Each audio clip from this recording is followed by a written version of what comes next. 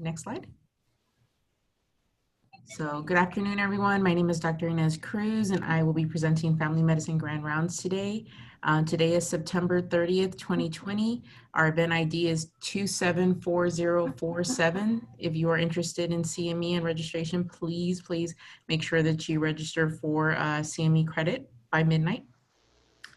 Next slide.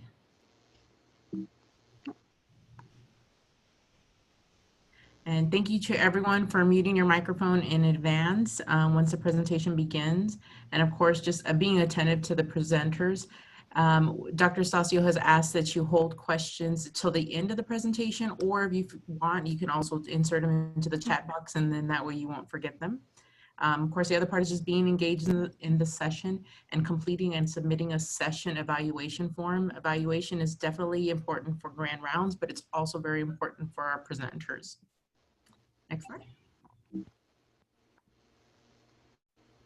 So welcome to South Texas Regional Family Medicine Grand Rounds. We provide this service in conjunction with our education partner, which is South Central AHEC.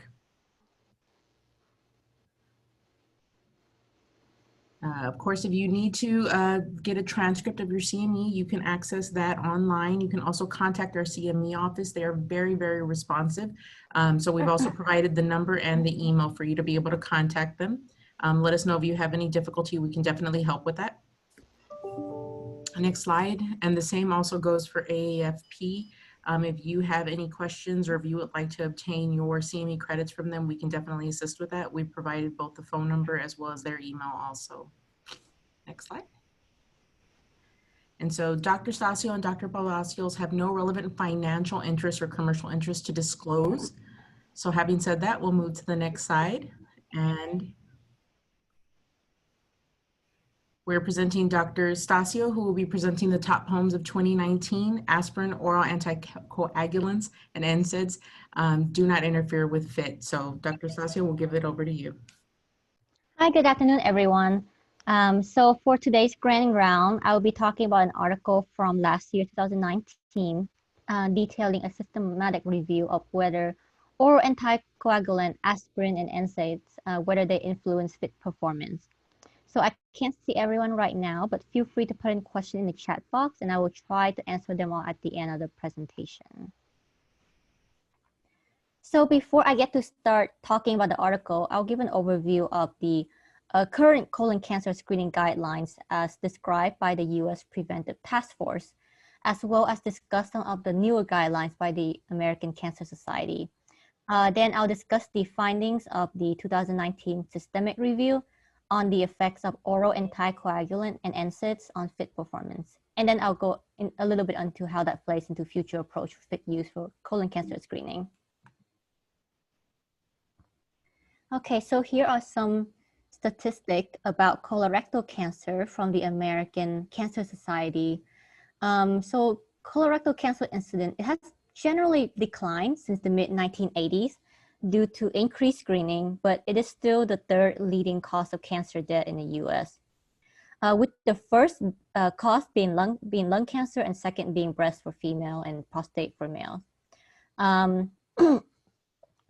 The American Cancer Society also estimate about roughly 147,000 case of colorectal cancer that will be diagnosed in the US this year. About 100,000 of those are from colon cancer and about 40,000 of those are from rectal cancer. And about 53,000 of those people would die from these cancer.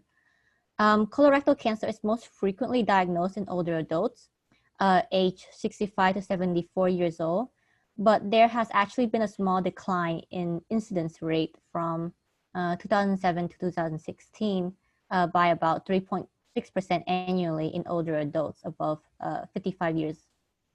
And at the same time, there's an increased incidence of colon cancer, about 2% annually amongst younger adults below the age of 55 years. And as for risk factor, while there are genetics component, about more than half, roughly 55% of colorectal cancer in the US are due to modifiable risk factors such as obesity, physical inactivity, long-term smoking, high consumption of red or processed meat, low intake of fruits, vegetables, and fibers. And as we all know, like some hereditary or medical factors that can increase the risk of colorectal cancer are personal family history of colorectal cancer, especially in first degree relatives, history of adenomatous polyps on prior screening, certain inherited genetic conditions such as Lynch syndrome, history of IBD such as ulcerative colitis or Crohn's, and even type 2 diabetes. And these are all from the American Cancer Society facts and figure document. And here we're getting into the colorectal cancer age screening guidelines. So the current US Preventive Task Force that released from 2016 recommends screening in all adults beginning at age 50 years and continue until 75 years. However, 2 years ago, on May 2018, the American Cancer Society released updated guidelines that colorectal screening should begin earlier at age 45 years for average risk patient, which is a change from the previous recommendation at 50 years based on new data showing that colorectal rates have increased in young and middle-aged population. Currently, the task force is undergoing a draft research plan to update its previous recommendation with regards to this key issue on age of screening. But for now, it's still 50 years on the website. And after the age of 75, the benefits of early detection and intervention declines. So the decision to continue screening past the age of 75 should be one that that you make with your patient and take into account like their overall health, their prior history, mainly considering the two factors: whether they're healthy enough to undergo treatment if they do detect colon cancer after the age of 75. And two, whether or not they have any comorbid condition that will significantly limit their life expectancy. And also generally the task force do not recommend screening after the age of 86. Okay, and here's an overview of available colorectal screening methods with screening frequency according to the task force. So there are the stool-based tests, which are the WAC-based fecal occult blood test or the fecal immunochemical test that can be done annually. Both of these can be performed at home with a home kit and doesn't require any bowel prep or anesthesia like with a colonoscopy. And then there's actually the new multi-targeted stool DNA testing that can be tested every 1 to 3 years. However, this test does have a lower specificity for FIT, resulting in more false positive test results, which may lead to more diagnostic colonoscopy and more adverse event. So the recommendation is still either FIT or WAC FOBT. And then there's the direct visualization test, which can be done first or can be done as a result of a positive stool-based test. The first one is there's the colonoscopy that's most routinely ordered in our clinic, and that can be done every 10 years. And also there's the flexible sigmoidoscopy for those who want to limit their exposure to colonoscopy. And this can be done every 5 years or can be done every 10 years if combined with an annual FOBT or FIT yearly. And for patients that are completely unable to go through the scope, there's the CT colonography or virtual colonoscopy that can be done every 5 years. But with that, they're unable to like remove any polyps or any lesion if they do see it. So that makes it not as good like the colonoscopy or the sigmoidoscopy in terms of treatment or to take out premalignant polyps. Okay, so now that we went over the colorectal screening guidelines, we can talk a little bit more about the two most common stool-based tests, the WAC FOBT versus FIT, and why the study that we'll be talking about choose the FIT instead of FOBT for their analysis. So both of these tests is a pretty cheap home-based kit that the patient can obtain and go home and get the stool sample themselves and turn it in. It can be done yearly, doesn't require any prep, and their rates of detecting colorectal cancer are actually similar to colonoscopy over a 10 years period. So the difference between those two, so FIT compared to FOBT is newer and is easier to use since it doesn't require a strict diet. So with the FOBT, before you take the sample, you have to avoid certain foods a few days prior to getting the sample. Like you have to avoid raw food, you have to avoid raw vegetable, avoid red meat, or anything that may affect the test result. With the FIT, you also need fewer stool sample, only 1 to 2 sample compared with 3 sample for the FOBT. Additionally, the FIT is also more specific than the FOBT. Since it identifies humans' blood only, past studies have shown specificity of FIT is about 96.4% compared to 92.5% in FOBT. Okay, now I'm gonna go into the Nieuwensberg article from 2019.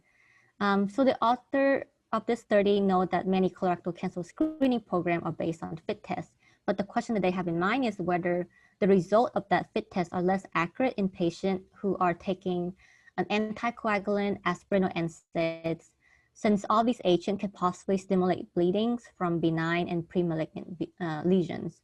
So mainly for this article, we're going to discuss how the author compiled a systemic review to study the effects of these agents with regards to FIT performance. Okay, and for the design overview, a systemic research was conducted up until June 2017 to retrieve various studies for online database like PubMed, Embase, Medline, Web Science, etc. And they're mainly searching for studies that include reported FIT result in user versus non-user of anticoagulant, NSAIDs, and aspirin in the average risk colorectal screening population. And the primary outcome that they were looking for was the positive predictive value for advanced neoplasia of FIT in relation to oral anticoagulants and NSAIDs use. What they're trying to find out is whether the use of these agents would reduce the positive predictive value by making benign lesion more likely to bleed, leading to more false positive result, or whether it would actually increase the positive predictive value by making precancerous and malignant lesion more likely to bleed. Okay, so in collaboration with the medical school's library in Rotterdam, Netherlands, a broad systemic search from the mentioned electronic database was conducted, and they initially came up with 2,312 studies. So out of these, as you can see here, 290 duplicates were removed. Then from the remaining 2022 study, they did a title abstract review, and then they excluded 1970 studies that were mostly non-related subject. They were also excluding editorial letters, meta-analysis, 14 that had no screening population, 20 not involving FIT sampling, and 5 studies not followed by colonoscopy. Then with the remaining 52 studies, a full text review were done that excluded 44 of them, and again with the aforementioned exclusion criteria. And at the end, they eventually came down to 8 studies that compared the accuracy of FIT in an average screening population taking oral anticoagulants or NSAIDs or aspirin compared to those not taking those medications. Just gonna quickly go overview the enrollment and exclusion criteria. For the inclusion criteria, they were looking for studies with population-based one sample FIT screening in population that were older than 40 years old, and all the subject must be screened with FIT while taking either an oral anticoagulants or NSAIDs, followed by subsequent colonoscopy in case of a positive FIT test. And then all these studies must have a control group not taking the agents, who also underwent FIT screening and then also underwent colonoscopy in the case of a positive screen. And as for the exclusion criteria, I kind of mentioned this briefly in the last slide, but the author excluded any study that involves WAC FOPT use, and then they also exclude any prior systematic review meta-analysis, and then they also excluded editorials, letters. So here are the list of the 8 included studies that met all the criteria. There are 6 full study, and like Bottery, Wong, Bujandas, Mendele, and Brenner. And then there are also 2 published abstract, Walters and Denters. Most of these are screening cohorts type of studies. They kind of came from all over the world. Like you can see there's Spain, Belgium, Italy. They listed a total of roughly 4,000 participants in each study.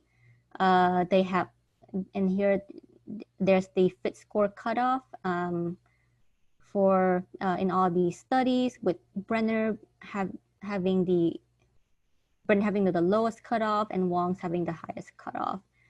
Most of these studies were done with OC sensor fit type. And at the last column here are the type of medication that were used in the study, whether it's oral anticoagulants, aspirin, NSAIDs, or a combination of them.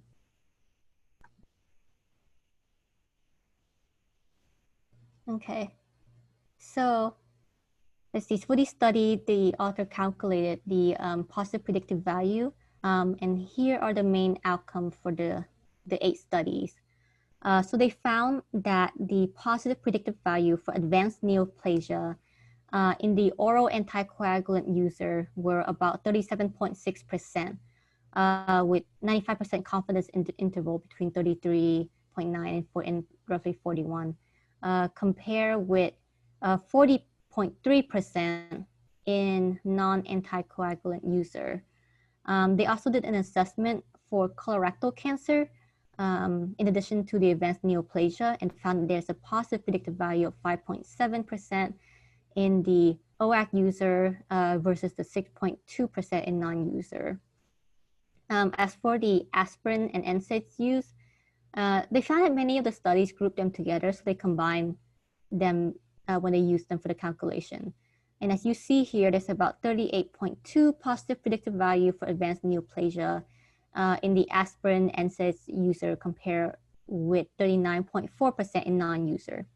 Then again here for the colorectal cancer, they found 6.9% positive predictive value in the aspirin NSAIDs user compared to 5.3% in non-user. I have also put the p-value here under the respective column, and as you can see, the p-value is pretty high, so there's likely no statistically significant difference between the positive predictive value of the user and non-user. Okay, and the study also used a forest plot on the positive predictive value for advanced neoplasia of FIT with oral anticoagulant use. So what the forest plot is basically a graph that's often used in meta-analysis that compares several clinical trials studying the same thing. So like on the left is the respective studies, and on the right here is correlate to the confidence interval, and pretty much all of the study except Walter overlaps this line right here at 1. So if they don't overlap the 1, it means that there might be some statistical significance, but if they overlap 1, that means there's no statistical significance. So as you can see, most of them does overlap 1. So like pretty much there's no statistical significance for most of the study. The diamond shape at the bottom here kind of just summarize all the results. And as you can see here, it's right in the middle of the line, meaning that there is likely no statistical significance on the positive predictive value for advanced neoplasia of FIT with oral anticoagulant use versus no use. So for some reason in the study, since they're only mainly looking at advanced neoplasia, they didn't really do a forest plot for the colorectal cancer calculation. But they did also do one for the aspirin and NSAIDs set of data, which here it is. And so it's basically showing the same thing, plotting the positive predictive value for advanced neoplasia of FIT with aspirin and NSAIDs use. And again, Walter study is, again, the only study not touching the line. but the big blue diamond at the bottom is still within the line, and again, meaning that there are no statistical significance for positive predictive value for advanced neoplasia of FIT with NSAIDs and aspirin use. The article also calculated some secondary outcomes in some of the cohort studies.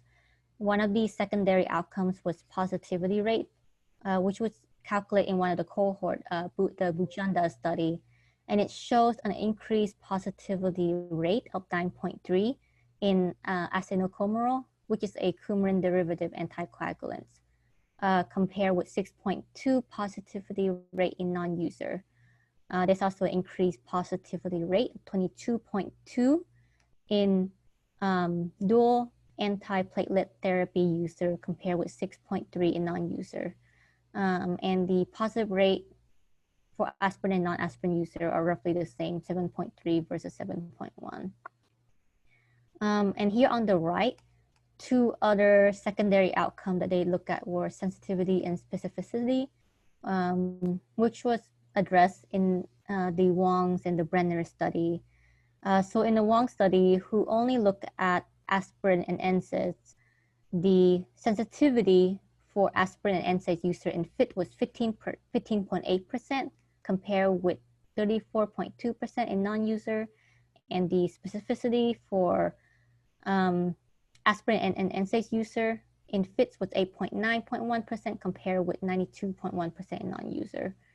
And the Brenner study, which is like the two bottom row here, that study only looked at aspirin. So they also calculate the sensitivity for aspirin in FIT, which was 70.8% compared with 35.9% in non-user. And again, down here, the specificity for aspirin user in the Brenner study was 85.7% compared with 89.2%. So what really does this mean? The higher positive predictive value the higher positive rate in user compared with non-user in the Bujanda study could be due to possible stimulation of bleeding from both from either the benign or the premalignant lesion from the colon. And this could presume that this bleeding stimulation of these lesions could be a beneficial effects of these agents by allowing, by having more true FIT positive tests. And in support of that, the significant p-value in the sensitivity of aspirin versus non-aspirin user in the Brenner study, right here, may indicate that there is some support that aspirin, may increase the sensitivity of the FIT testing, possibly allowing the test to become more accurate. And the article also briefly mentioned some subgroup analysis that's included in the cohorts. So in one of the study made a distinction of duration of aspirin use with the short-term aspirin user as having the PPV value of 61.2 compared with 38.5 in long-term aspirin use. Another category mentioned that were used in the study are the quantitative versus qualitative FIT type.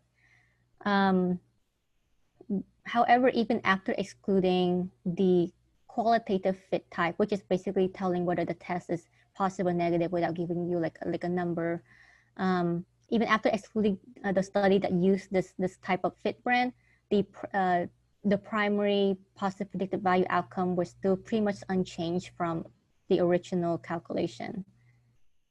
And another thing that they looked at was FIT cutoff. One of the Brenner study used very low FIT cutoff of 2, while Wong used a very high FIT cutoff of 50.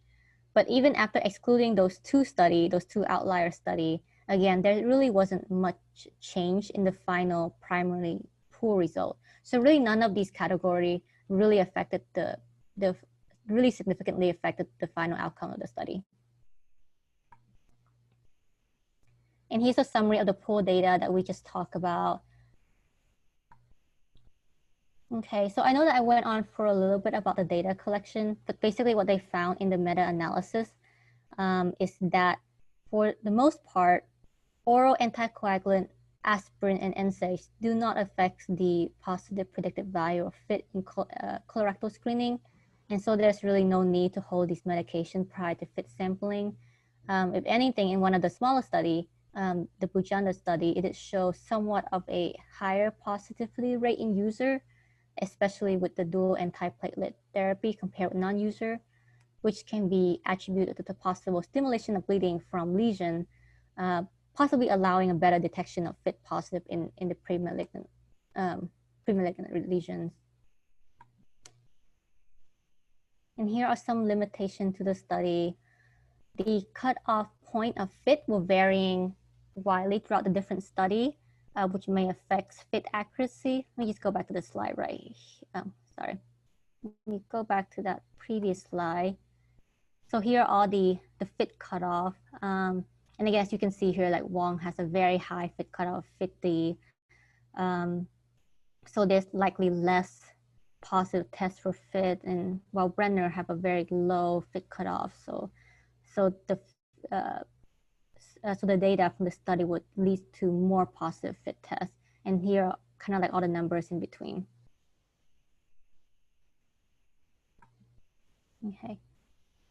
And also, they didn't really touch on some of the other factors like the influence of age, gender, types of drugs, duration of drugs. I mean, one of the studies did mention it briefly, but they didn't get a chance to get into like all that details and all that factors because there were too few qualifying studies. Like they only found like 8 studies that fits all of their inclusion criteria and without all the exclusion criteria. But still the main point of the meta-analysis being that the use of aspirin, oral anticoagulants, and NSAIDs really have no important effects on the positive predictive value of FIT screening. And so again, there's really no need to stop these medications prior to FIT screening. However, given that there is a limited number of studies used in this meta-analysis, especially with regards to the drug duration, dosage, class of drugs, there's room for more studies in the future before specific guidelines adjustment can take place. Okay, and here my reference, and here is the summary question. I want you guys to type in the answer in the chat box if that's okay, or you can just like shout it out. So the question is, which of the following statement best summarize the findings of Neuwensberg studies on the effects of oral anticoagulants, aspirins, and NSAIDs on FIT accuracy in colon cancer screening? A, oral anticoagulant, aspirin, and NSAIDs should be stopped prior to FIT screening. B, only oral anticoagulants should be stopped prior to FIT screening, but not aspirin and NSAIDs. C, only aspirin and NSAIDs should be stopped, but not OACs. Or D, stopping OACs, aspirin, and NSAIDs prior to FIT screening is not recommended. Okay, I'll give you guys some, okay.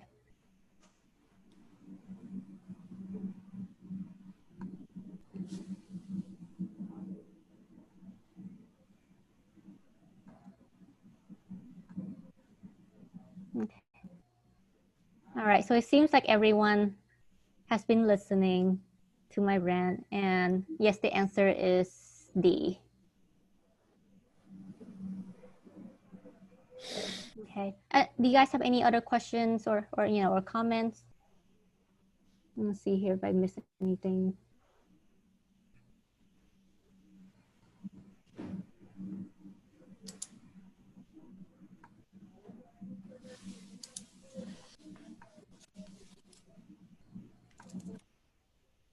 Any thoughts, Dr. Cruz? I don't see any questions in the chat box. Dr. Naidu, did you have any questions for Dr. Stasio? No, no questions. I thought that was a very good presentation. Thank you. Awesome. Thank you, Dr. Naidu.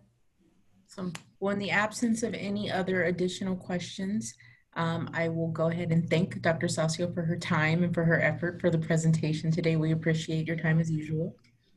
If anyone has any questions, please let us know. Otherwise, thank you for attending Grand Rounds today. Right. Thank you, everyone.